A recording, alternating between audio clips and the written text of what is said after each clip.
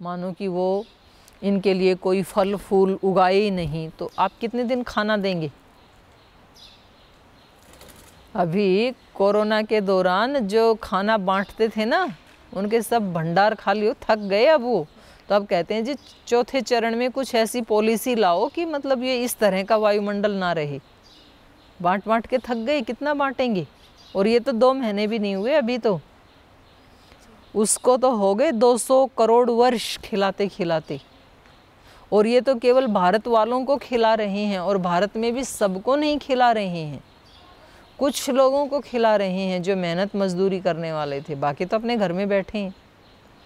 और ये केवल मनुष्यों को खिला रहे हैं। और आप सोचो कि जो इस सारे जड़ चेतन को खिला रहा है, इसको संभाल रहा है, और केवल खाना ही नहीं देता, धूप देता है, वायु दे रहा है, जल दे रहा है।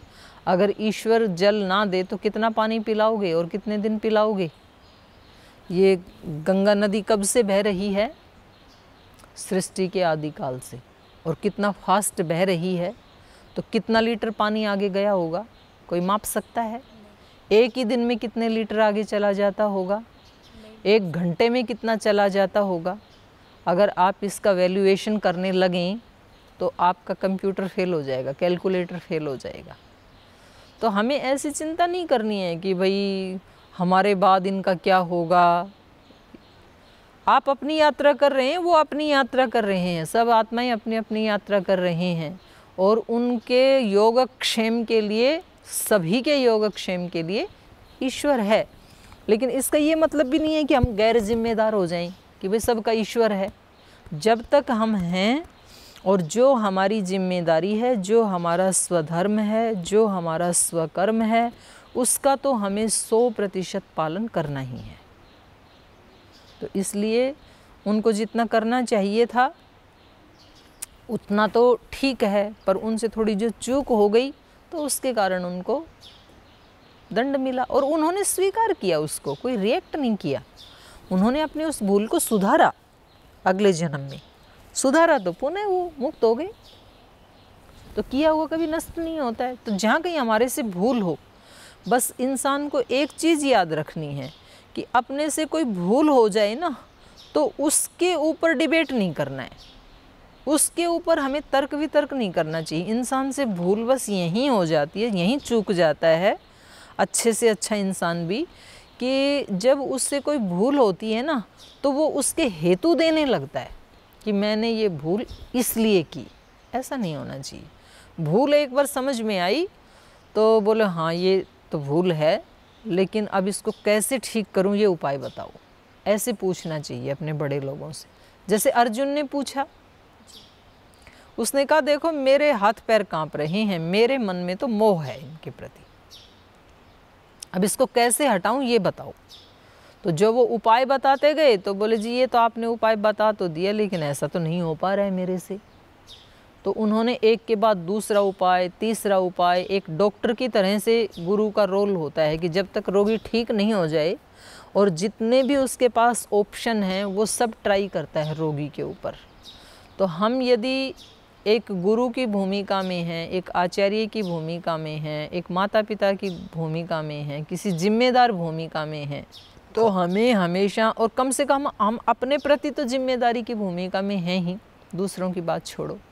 तो जब तक वो दोष ठीक नहीं हो जाए तो हमें हजारों उपाय अपनाने हैं, हजारों बार पूछना है, हजारों बार प्रयास करना है।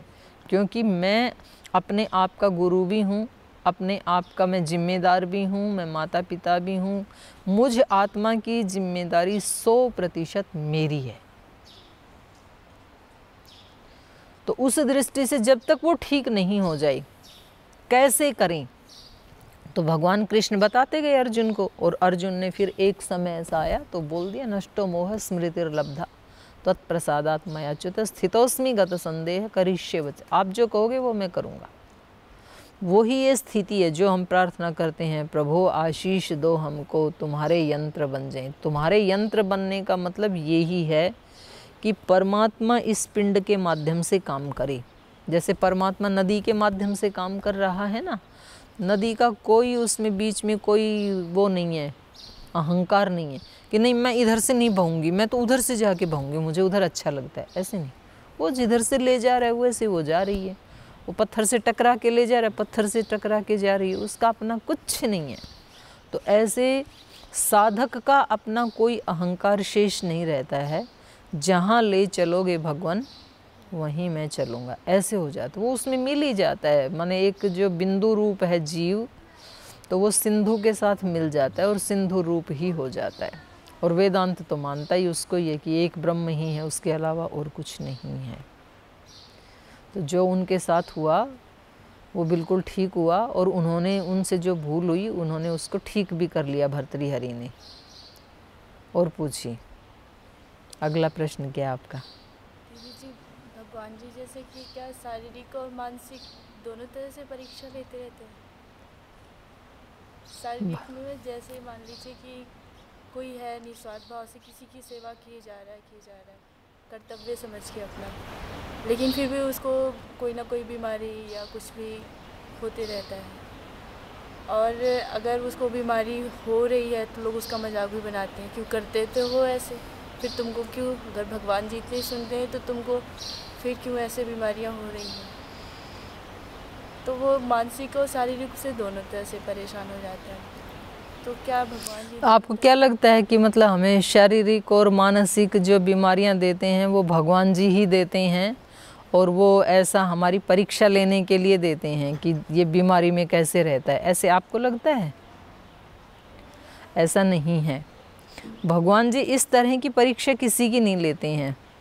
प्रकृति तो लेती है, भगवान जी को किसी की परीक्षा लेने से क्या मिलेगा कि भाई पहले इसके रोग शरीर को मैं रोगी करूं और फिर इसको मैं ठीक करूं, ऐसा नहीं है। ये जो दोष जो आते हैं वो हमारी भूल के कारण आते हैं। जैसे कोई व्यक्ति दूसरे की सेवा भी कर रहा है, प्राणायाम भी कर रहा है, तो या तो वो व्यक्ति, देखो उसमें हमने योग दर्शन का न्याय दर्शन का एक सूत्र है, न कर्ता कर्म कर्त्री वैगुण्यात्, ये है कि कोई भी कर्म संपन्न होता है ना तो उसमें 3 साधन होते हैं। एक कर्ता होता है, एक उसका कर्म होता है, और एक उसकी विधि होती है, कैसे कर रहा है। आप कोई भी कर्म करोगे ना तो एक कर्ता है, एक कर्म है, एक साधन है, करण है। किसी चीज़ से करोगे ना आप, जैसे अभी हम पढ़ाई कर रहे हैं तो एक तो मैं करता हूँ पढ़ाई करने वाला, और एक जो पढ़ाई कर रहा हूँ ये कर्म है, और एक जिस पुस्तक से कर रहा हूँ ये साधन है। कोई किसान खेती कर रहा है तो एक तो वो किसान कर्ता के रूप में होना चाहिए, एक फिर वो जो हल चला रहा है वो कर्म है, और फिर जो वो बीज उसमें डाल रहा है वो बीज साधन है। अब इस फसल को उगाने के लिए 3 कारण हो गए, कृषि कर्म है ना एक। तो ऐसे हमारे जीवन में हम जो भी कर्म कर रहे हैं, तो आपने जो पूछा कि जी हम किसी की हेल्प भी कर रहे होते हैं और अपनी तरफ से अच्छा जीवन भी जी रहे होते हैं, फिर भी हमें बीमारी आ जाती है। तो इसमें मैं ये कहूँगी कि इन तीनों में से कहीं ना कहीं कोई फॉल्ट मिलेगा आपको। या तो कर्ता में फॉल्ट है, आप व्यायाम भी कर रहे हैं, प्राणायाम भी कर रहे हैं, हेल्प भी कर रहे हैं, लेकिन ठीक भाव से नहीं कर रहे हैं, या तो उनको करते समय आपका चित्त प्रशांत और प्रसन्न नहीं रहता है, और उस चीज़ के प्रति 100% श्रद्धा नहीं होती है। मन में कहीं ये आता है कि पता नहीं होगा कि नहीं होगा, पर ये बड़े कह रहे हैं तो करके देख लेता हूँ, या मुझे तो ये लगता है कि मुझे तो एलोपैथी से ही ठीक होगा, पर चलो ये कह रहे हैं कि अनुलोम विलोम से हो जाता है तो ये भी करके देख लेता हूँ। मन में कहीं ना कहीं थोड़ा डाउट रहता है, पूरा नहीं होता है, तो ये कर्ता का दोष है।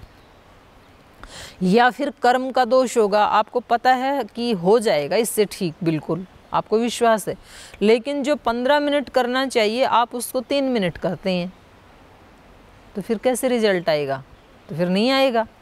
किसान पूरा खेती चाहता है, कोई उसको डाउट नहीं है, लेकिन बीज बो के और 2 महीने में ही काटने चला जाता है और कच्चे कच्चे को काट लाता है, तो अब उसके घर में धन धान्य कैसे भरेगा?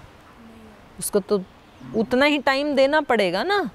जो फसल 6 महीने में तैयार होनी है तो उसके लिए 6 महीने देने पड़ेंगे।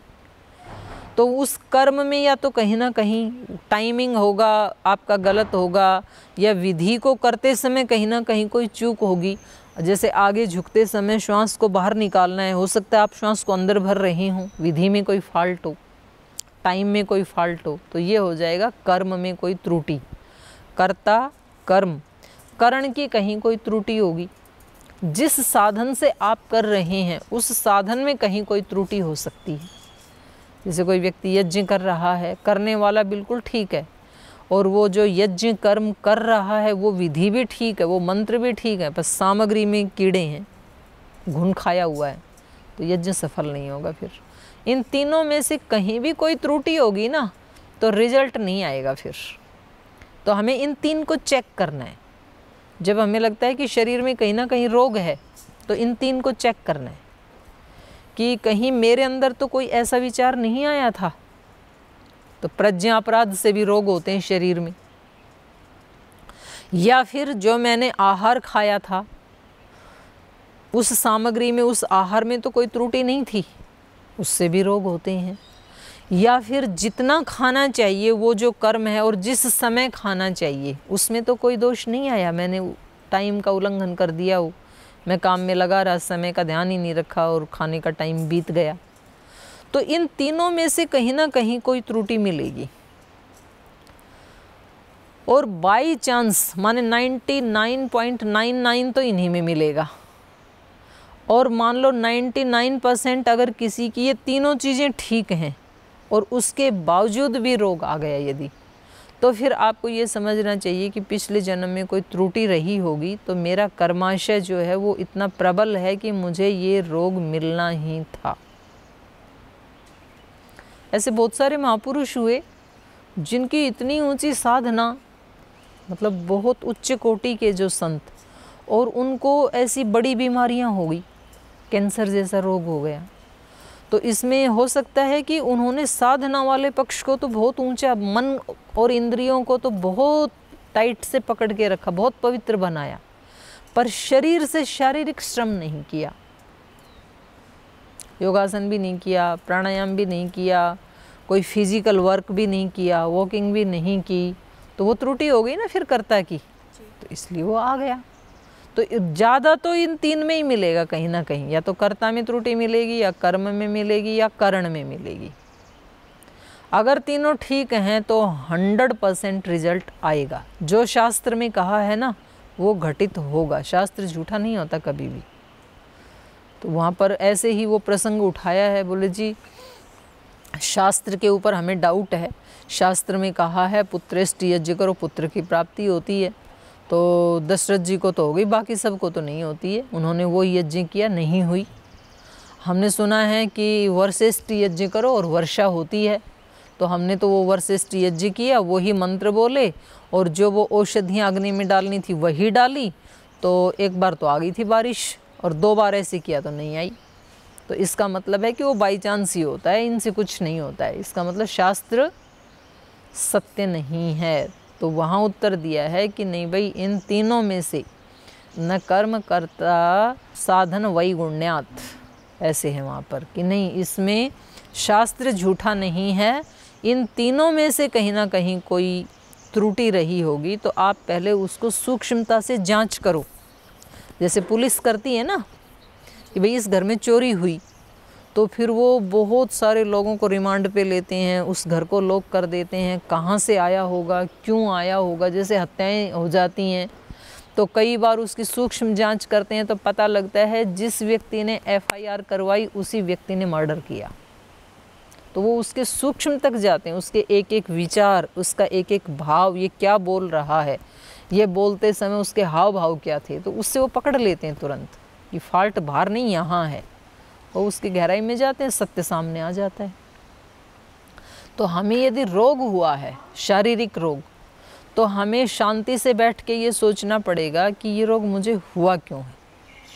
कहीं प्रज्ञा अपराध तो नहीं रहा, कहीं आहार की त्रुटि तो नहीं रही, कहीं दिनचर्या में कहीं कोई ढीलापन तो नहीं रहा। हो सकता है आपको नींद नहीं आई होगी इसलिए आप रोगी हो गई, हो सकता है जो आहार आपने खाया वो आपके अनुकूल नहीं होगा इसलिए आप शारीरिक रूप से रोगी हो गई, हो सकता है आपको कोई मानसिक तनाव रहा होगा, इसलिए जो कुछ आपने खाया वो पचा ही नहीं, वो विष बन गया, तो उस विष के कारण रोग बन गया। हो सकता है आपने खाना ठीक टाइम पे नहीं खाया, उस समय तक एसिडिटी बन चुकी थी, तो अब जो खाओगे वो सारा विष बनेगा। हो सकता है आपने जो खाना खाया था उसको चबा चबा के नहीं खाया और उसको खाते समय आपका मन अशांत था, तो वो खाना अंदर जाके विष का काम करेगा, रोग लाएगा। कोई ना कोई तो आपको मिलेगा शारीरिक, तो आपको शांति से बैठ के उसके ऊपर विचार करना चाहिए कि हुआ क्यों, और जो आपको पकड़ में आए उसको फिर हटाना है कि मेरे को इसको हटाना है। ऐसे ही मानसिक रूप से आपका मन, यदि आपने पूछा कि मानसिक जो बीमारी आती है वो भगवान ही परीक्षा ले, नहीं, भगवान परीक्षा नहीं लेते। भगवान किसी को क्यों बीमार करेंगे? कोई माँ अपने बच्चे को बीमार कर सकती है क्या? तो हम सब भगवान के बच्चे हैं, भगवान जी ऐसा क्यों करेंगे? हमें अपने मन को भी चेक करना पड़ेगा। हम कहते हैं कि इस व्यक्ति ने मेरे साथ मिसबिहेव किया, तो बस उसके बाद मेरा मन ऐसा टूट गया कि मेरे से उठा ही नहीं गया, बहुत हर्ट हो गया मैं। अब आप अपने मन की चेकिंग करो कि अगर उस व्यक्ति के उस बिहेव ने आपको हर्ट किया, तो जिस समय वो व्यक्ति वो मिसबिहेव कर रहा था, तो उस समय वहाँ 3 व्यक्ति और खड़े हुए थे। अगर उस क्रिया का ही ये प्रभाव है तो तीनों ऐसे होने चाहिए थे। एक क्रिया का तो प्रभाव सब पे एक ही जैसा पड़ता है ना, तो सब पे अलग अलग क्यों पड़ रहा है? जैसे हवा चलती है तो सबको एक ही जैसे मिलती है ना प्राण, तो ऐसे ही अगर उनके उस मिसबिहेव के कारण ही मुझे दुखी होना था, तो फिर सबको दुखी होना चाहिए था, क्योंकि क्रिया एक ही जैसी थी, क्रिया की प्रतिक्रिया एक जैसी होनी चाहिए थी। धूप में जो जो भी खड़े होंगे सबको पसीना आएगा, पर वहाँ जो उस व्यक्ति ने बोला उससे मैं तो हर्ट हो गया, मेरा तो हाल बेहाल हो गया, मैं तो मानसिक रूप से बीमार ही हो गया, उठ ही नहीं पाया फिर। और बाकी के जो 3-4 थे उन पे कोई प्रभाव ही नहीं पड़ा। कोई स्टेशन पे खड़े हैं, एयरपोर्ट पे खड़े हैं, और कोई 2 पति पत्नी हैं या गुरु शिष्य हैं, माँ बेटे हैं, दोस्त दोस्त हैं, उनका आपस में कहीं कुछ आर्ग्यूमेंट हो गया, तो सुना तो 10-20 लोगों ने उस सारी घटना को, लेकिन प्रभाव 2 पे ही पड़ेगा। टेंशन में वो 2 ही जाएंगे, बाकी नहीं जाएंगे। क्यों नहीं जाएंगे? अगर उस क्रिया से ही प्रभावित होना था, तो वो क्रिया तो सबके सामने एक ही जैसी घटित हुई थी। उस घटना ने मुझे हर्ट नहीं किया, उस घटना को लेके मेरे अंदर जो विचार उठे और जो मेरी उस व्यक्ति से कामनाएं, अपेक्षाएं जुड़ी हुई थी, वो उनका ध्वस्त हो गया, वो टूट गए मेरे सपने जो मैंने अपने मन में बना के रखे थे उस व्यक्ति के प्रति, उसके कारण मुझे हर्ट हुआ है। तो अब मेरे मानसिक दुख का, बीमारी का वास्तविक कारण क्या है? मेरी उस व्यक्ति से अपेक्षाएं, मेरी उस व्यक्ति से कामनाएं। तो ऐसे हमारे ऋषियों ने कहा, सुख का कारण क्या है? सर्वम आत्मवशे सुखम, अपने वश में होना, ये ही सुख का मूल मंत्र है।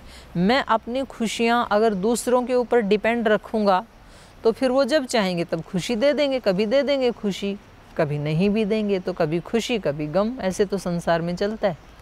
वो कभी हर्ट कर देते हैं तो दुखी हो जाते हैं, वो कभी खुशियाँ दे देते हैं तो खुश हो जाते हैं। तो ये तो है सामान्य जीवन। और जो साधक का जीवन है वो खुशियाँ आने पर भी निर्लिप्त रहता है और परेशानी आने पे भी निर्लिप्त रहता है, और वो कहीं आके उसको चिपक भी जाएं तो उसकी जिम्मेदारी वो खुद लेता है। वो कहता है ये मेरी जिम्मेदारी है। सावित्री ने अपने वर का चयन किया और उसको तुरंत पता लगा अगले ही दिन कि आपने किसका चयन कर लिया, वो तो 1 साल के बाद मृत्यु को प्राप्त हो जाएगा। तो उसने ये नहीं कहा कि भाई अभी कोई शादी थोड़ी हुई है, चलो किसी दूसरे का चयन कर लेते हैं। बोले नहीं, मैंने अपने मन से चयन किया है, मुझे किसी ने थोपा नहीं कि इससे शादी करनी है। अब ये मेरा निर्णय था। नहीं तो लोग क्या करते हैं, जब शादी होती है और अगर वो अच्छी चले तो फिर किसी से बात भी नहीं करते, भूल ही जाते हैं शादी किसने करवाई थी। और अगर उस रिश्ते में कहीं कोई खटपट आ जाए तो बोले भाई ये रिश्ता इसने करवाया था, इसका जिम्मेदार ये। तो पहले तो नाई ब्राह्मण ये जाते थे, आजकल बच्चे माता पिता को ब्लेम कर देते हैं। इस लड़की से आपने शादी करवाई, मेरी किस्मत फोड़ दी, इस लड़के से आपने मेरे को बांधा, नहीं तो बहुत लड़के थे। तो ब्लेम दूसरे पे करते हैं मुसीबत आते ही, ये सामान्य जीवन है। सावित्री ने ऐसे नहीं किया, उसने कहा ये निर्णय मेरा है और अब इस निर्णय में जो भी परेशानियां आएंगी उसकी जिम्मेदार मैं हूं और मैं उनको हटाऊंगी। तो ऐसे कहीं कोई आ भी जाए कोई फॉल्ट तो हमें जिम्मेदारी खुद लेनी है कि ये निर्णय मेरा था। अब गुरुकुल में आप आए, अब गुरुकुल का आपने एक अलग सपने बनाए थे, वो एक नई दुनिया होगी, ये संसार के लोग तो ऐसे ही कुछ कुछ चर्चाएं करते हैं, यहाँ कभी खुशी कभी गम ये सब, और मुझे तो वहाँ जा कर के भगवान जी की प्राप्ति करनी है, वहाँ सब ध्यान में लीन होंगे, बहुत उनके मन में सद्भाव होंगे, सत्कामनाएं होंगी, ऋषि तुल्य होंगे सब, उनके साथ मैं भी 2-4 महीने में रह के भगवान को प्राप्त कर लूँगी। ऐसे सपने आपने सजाए थे। यहाँ आकर के जब आपने देखा तो बोलिए तो वैसा ही संसार है जैसे वहाँ था। यहाँ भी राग द्वेष हो जाते हैं, यहाँ भी झगड़े हो जाते हैं, यहाँ भी एक दूसरे से ईर्ष्याएं हो जाती हैं। तो अब आप कहोगी अरे मैं तो नहीं आती, वो मेरी माँ संगठन में जुड़ी है, उन्होंने कहा कि बेटा तेरे को आध्यात्मिक जीवन जीना है तो तू पतंजलि योगपीठ में जा। मैं तो शायद नहीं आती, वो मेरे पड़ोसी ने ऐसे बोला, उस योग शिक्षक ने ऐसे बोला, तो उन्होंने तो मेरा जीवन ही खतरे में डाल दिया। तो व्यक्ति ब्लेम किस पे करता है? उन पे डाल देना चाहता है कि उनके कारण ऐसे हुआ। वो तो कितने लोगों को समझाते हैं, सब तो नहीं आए, आप ही क्यों आए? उनके समझाने से ये उन्होंने समझाया, ये सच है, लेकिन ये निर्णय आपका था कि मैं वहाँ जाऊँगी। अगर आप बिल्कुल निर्णय नहीं लेते तो ज़बरदस्ती कौन ऐसे धक्का मार के डाल जाता आपको? कोई नहीं डाल सकता था। तो अब सारी जिम्मेदारी मेरी है, ब्लेम उनको नहीं है। अब एक बार मैंने इस मार्ग का चयन किया तो अब इसमें चाहे 24 घंटे दुख बरसें, मुझे स्वीकार है, मैं उनको फेस करूँगी और उसमें दुखी भी नहीं होंगी। दुखी हो गई तो फिर जीवन वहीं ख़त्म। अब तो कौन सा वो माध्यम है कि मैं इन सब को फेस करके अपने लक्ष्य पे पहुंच जाऊं, क्योंकि मेरे को पहुंचना वहाँ है। तो ऐसी एक स्वामी जी महाराज एक शब्द बोलते हैं, सीध बांध के चलना। सीध बांध के चलना मतलब एकाग्र करना अपने चित्त को वहाँ पर, इधर उधर नहीं जाने देना, नहीं तो इधर उधर चला जाता है, वो लक्ष्य रह जाता है फिर हमारा। तो सावित्री ने कहा कि पति की मृत्यु यदि सुनिश्चित है, नियति को कोई टाल नहीं सकता है, तो मैं आत्मा अपनी नियति से भी बलवान हूँ। नियति को किसने बनाया? मैंने बनाया ना। तो अपनी उस नियति को अब चेंज भी मैं कर सकती हूँ। तो ऐसे व्यक्ति को अपने मन के जो रोग हैं, जब कभी हताशा आती है, निराशा आती है, हर्ट होते हैं, तो हमें जिम्मेदारी खुद लेनी है कि कहीं ना कहीं इसके पीछे मेरी कोई कामना है, मेरी कोई कमजोरी है, मेरा मन इतना कमज़ोर है कि मैं इन लोगों से वो लेकर के उसको अपने आप को पूरा करना चाहता हूँ। तो ये ठीक नहीं है, क्योंकि ये मिले ना मिले पता नहीं है। तो हमें क्या करना है? खुद जिम्मेदारी लेनी है, और फिर कितना भी हमें कमजोरी महसूस होती है तो हम भगवान से मांगें। तो जो इस प्रकार के सच्चे अध्यात्म की जो खोज में होते हैं ना, वो अपनी जिम्मेदारी खुद लेते हैं और वो भगवान से मांगते हैं, संसार से नहीं मांगते कभी भी। महर्षि दयानंद घर से चले, सच्चे शिव की खोज थी, कहाँ कहाँ वो मठों में, मंदिरों में, आश्रमों में, गुरुकुलों में कहाँ कहाँ गए, पर उनको कहीं भी कुछ तो मिला नहीं। तो उन्होंने कहा कि मैं खोजूँगा ज़रूर, ये मेरी जिम्मेदारी है। तो उन्होंने फिर भगवान से ही मांगा। तो फिर वो 4-4 घंटे, 3-3 घंटे समाधि में बैठे हैं। कहीं लोग अपमान कर रहे हैं, कहीं उनको भूखों मरना पड़ रहा है, कहीं उनको उस पार जाना है, बर्फ़ की नदियाँ बेचारे पार कर रहे हैं, खाने को कुछ नहीं है तो बर्फ़ के ही टुकड़े खा कर के क्षुधा की तृप्ति कर रहे हैं। तो वो उसमें फिर जो भी आए उस सब को मुझे फेस करना है। तो उसमें कुछ ऐसी परिस्थितियां भी आ सकती हैं जब दूसरे लोग हमें तंग करते हैं, ऐसी भी परिस्थितियां आ सकती हैं कि जब शरीर के रोग हमें तंग करते हैं या मन के रोग तंग करते हैं। कुछ भी है उसकी जिम्मेदारी मेरी है। तो ना तो भगवान को ब्लेम करना है, भगवान जी आप ऐसी परीक्षाएं क्यों ले रहे हैं, आपको क्या मिलेगा, आप कृपा करके ये परीक्षाएं अपनी रोक दो। वो बिल्कुल रोकेगा नहीं, वो परीक्षा नहीं ले रहा है। कहीं ना कहीं हमारे ही उसमें आचरण में, व्यवहार में, सोचने में चित्त में, अहंकार में, प्राण में कहीं ना कहीं कोई त्रुटि है, और इसलिए इसका सबसे सशक्त साधन बताया है प्राणायाम। क्योंकि इंद्रियों के जो विषयों की डिमांड है ना, वो इंद्रियां तो प्राण के माध्यम से काम करती हैं। जीव को जो खाने के लिए चाहिए, ये जो डिमांड है जीवा की, तो इसके पीछे प्राण काम कर रहा है। प्राण निकल जाए तो जीवा कोई डिमांड नहीं करेगी। आँख जो देखने के लिए कि अभी मैं वहाँ जाऊँ, उस आश्रम में जाऊँ, गंगा के किनारे जाऊँ, देवप्रयाग में जाऊँ, नीलकंठ जाऊँ, बिहार हिल्स जाऊँ, कहाँ जाऊँ, तो ये जो दृश्य देखना चाहती है आँख, इसके पीछे प्राण काम कर रहा है। हम कोई स्पर्श चाहते हैं कि हमें किसी, मेरी माँ का स्पर्श मिले, किसी ऐसे संत का मिले, किसी ऐसी बड़ी बहन का मिले, किसी ऐसी साध्वी का मिले तो हम धन्य हो जाएं, तो ये मेरे प्राण की डिमांड है। तो जो भी इंद्रियों के विषय हम कुछ सुनना चाहते हैं, किसी के ऐसे प्रवचन मिले हमें सुनने को कि उनको सुनते ही बस उतरता ही चला जाए अंदर हमारे यहाँ, तो ये हमारे कान में जो प्राण काम कर रहा है उसकी डिमांड है ये।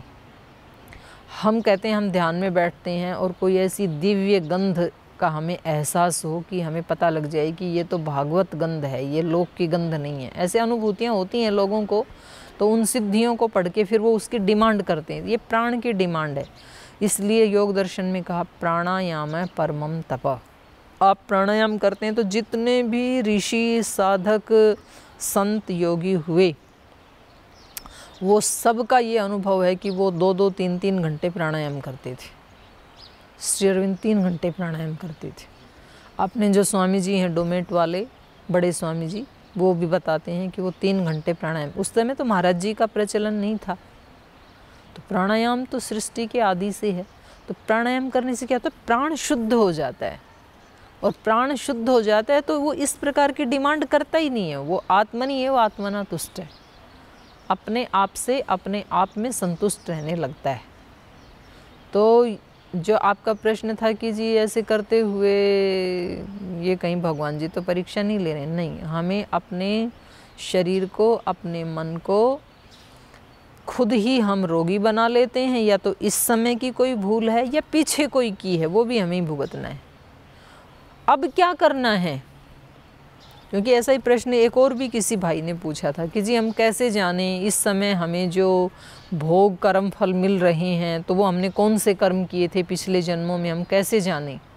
तो भाई पीछे वालों को जानने की ज़रूरत नहीं है, अब जो है इसको कैसे ठीक करें उसको जानने की ज़रूरत है। ये क्यों आया मेरे जीवन में, इसको जानने की कोई आवश्यकता नहीं है। और जानना है तो थोड़ा सा जान लो, उसके बाद इसको कैसे ठीक करूं ये जानने की ज़्यादा ज़रूरत है। भाई कहीं आहार में त्रुटि हुई है, इतना जान लिया पर्याप्त है। अब आहार कैसा लेना है, किस समय लेना है, ये जानने की ज़्यादा आवश्यकता है, ठीक कैसे करना है। तो ये आपके 2 प्रश्नों का उत्तर हुआ।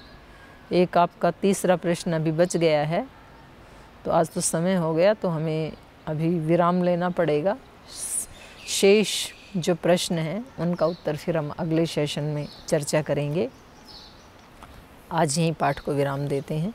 ऐसे ही आपका भी कोई प्रश्न है तो आप भी हमें, एक मेल एड्रेस नीचे चल रहा होता है वैदिक चैनल के ऊपर, उस मेल एड्रेस पे आप भी ऐसे ही कोई अपना जो भी सामान्य से भी प्रश्न होते हैं, और हम कोशिश करेंगे यदि हम उस पर चिंतन कर पाए तो हम उस पर चिंतन करेंगे, नहीं कर पाए तो हम आपको बताएंगे कि इसके बारे में हम नहीं जानते, किसी ऊंचे किसी ऋषि योगी के पास आप जाएं, तो आप भी अपने प्रश्न भेज सकते हैं। इसी के साथ आप सभी को हृदय से बहुत बहुत प्रणाम। ओम।